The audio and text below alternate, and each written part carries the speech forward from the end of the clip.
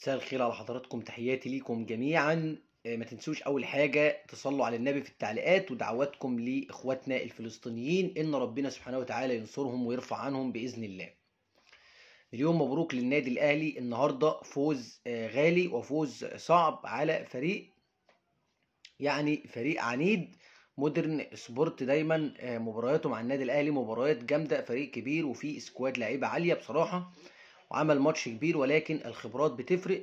النهارده الحمد لله النادي الاهلي بيقدر يحسم المباراة ويواصل رحلة الدفاع عن اللقب والبطولة المحببة.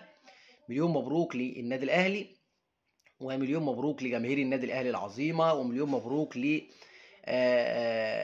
الفني وجميع العاملين داخل النادي الاهلي. مليون مبروك على الفوز النهارده. مش هنتكلم بقى كتير عن احتواء الحكام والكلام ده، عشان الموضوع ده احنا سيرنا فيه كتير قبل كده وتعبنا من كتر الكلام في المواضيع دي.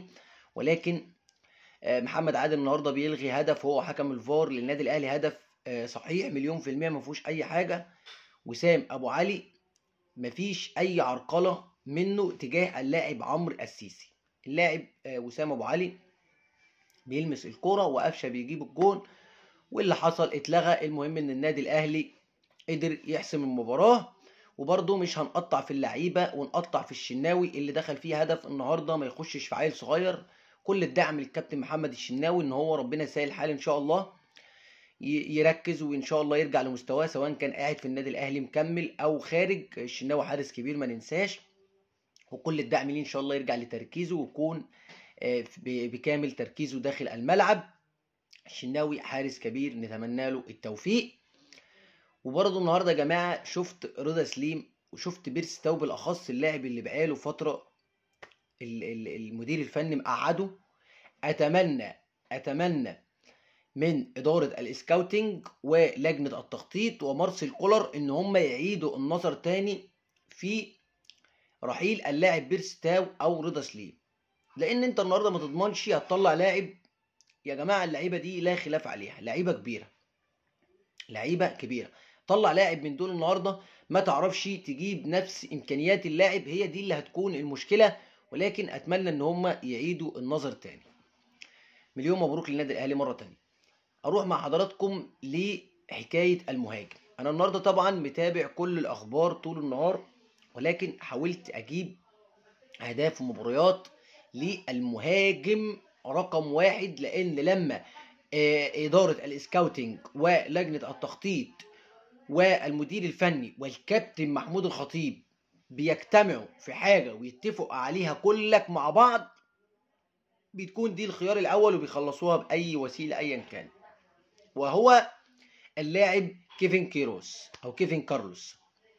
اللاعب من أصول نيجيرية، معاه جنسية أسبانية، بيلعب في سويسرا، 23 عام، أرقامه هايلة جدا، هداف الدوري السويسري بصراحة، وأهدافه رائعة. مهاجم كبير، يعني ما شاء الله مهاجم كبير، سنه صغير.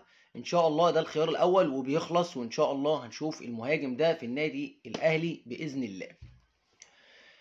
اروح مع حضراتكم لحاجه على السريع. رمضان صبحي ان شاء الله كل الدعم للاعب رمضان صبحي، لعيب محترم ايا كان، احنا ما شفناش منه حاجه وحشه، نتمنى له كل التوفيق. النهارده الاخبار كتير انتشرت بالليل على السوشيال ان تم رفع ايقاف رمضان صبحي من قبل لجنه المنشطات عفوا، ولكن حتى الان مفيش حاجه رسميه. يعني يمكن في مصدر تبع المحامي الاستاذ هاني فضل زهران، اخو اللاعب محمد فضل، محامي رمضان صبحي، عمل ريفرش للجهاز بتاعه. لما المصدر ده اتواصل معاه عمل ريفرش للجهاز بتاعه اكتر من مره وما لقاش الخبر نزل رسمي او اعلن رسميا. ولكن طالما الخبر اتسرب فعلا، الخبر طالع من اللجنه، ولكن يعني خلاص ما صدرش رسميا. ولكن ان شاء الله هنشوف رمضان في الملعب، نتمنى له كل التوفيق باذن الله.